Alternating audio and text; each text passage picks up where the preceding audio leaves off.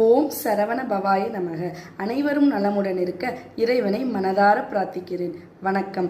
கனிவும் கற்பனை வளமும் கொண்ட கடகராசி நேயர்களுக்கு இந்த வருட குரு பயிற்சி பலன் எப்படி இருக்கு அப்படின்னு பார்க்கலாம். இதுவரை தொழில் ஸ்தானத்தில் இருந்த குரு பகவான் 1/5/2024 11ஆம் இடமான லாபஸ்தானத்திற்கு பெயர்ச்சியாக இருக்கிறார்.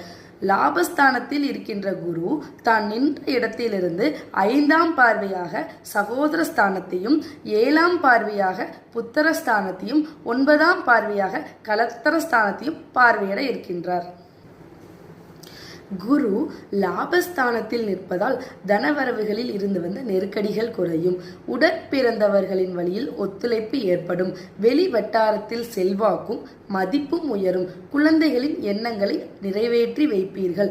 மனதளவில் புதிய நம்பிக்கையும் தைரியம் உண்டாகும்.